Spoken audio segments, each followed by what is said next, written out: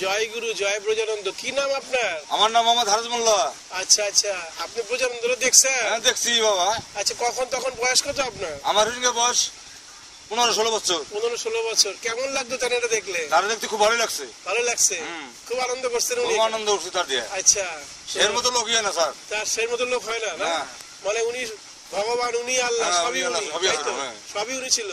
তো ওনারা যখন আইতো তখন উনি যখন প্রসাদ দিত তখন আপনারা নিতেন? হ্যাঁ, কত আনন্দ করে প্রসাদ দিত উনি, ঢোল করে বাজাইয়া খাইতাম। আচ্ছা আচ্ছা, খুব সুন্দর হইলো। তবে তাই এই আমি আসলাম, আমি ক্ষমাপরানন্দ ওনার এই নামে আমি ব্রহ্মচর্য পালন করতেছি, বুঝলেন? আর কিছুদিন পরে আমার সন্ন্যাস হইব ঠাকুরের ব্যবস্থায়, ঠাকুরেরই আশীর্বাদে আমি আপনার এই পূর্ণানন্দ ভবন যে এই মানিকগঞ্জে বালিয়াখোড়া, হ্যাঁ আমি তাই আসতে পারছি। আপনাদের দেখা আমার খুব মনটা এমন নাড়া দিছে যে এই মনের ভিতর যেন ভগবান ব্রজানন্দ দোলাইতেছে আর বলতেছে যে যাও তুমি সেইখানে গিয়ে তাদের দেখে আসো যারা আমাকে ছোটবেলায় দেখছে।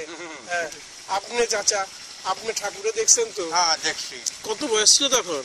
তখন কত হবে, বেশি। আপনার বয়স 30 বছর। এখন কত বছর আপনার? এখন 70-75 হয়ে গেছে। 70-75 হয়েছে। যা, তো তাইনারে ভালো লাগতো? ভালো লাগতো। মানে আল্লাহ মনে করেই তাইনারে আপনি করতেন না? খুব ভালো থাকতো। মানে তাইনেও বলছে যে হিন্দু মুসলমান সবাই আমার সব একই, সব আমার সব সন্তান। এইটাই উনি সবাইরে বলছেন, এইটাই সন্তান।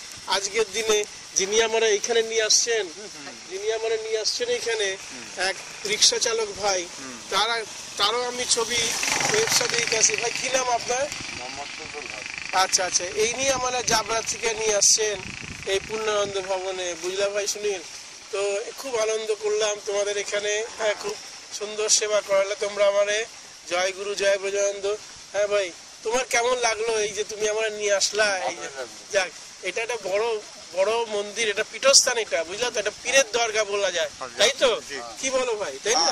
এটা পীরের দরগা। এখানে আইসা ওই পীর সাহেব আইসা এখানে সবাই শান্তি দিতেন, শান্তির বাণী শুনাইতেন।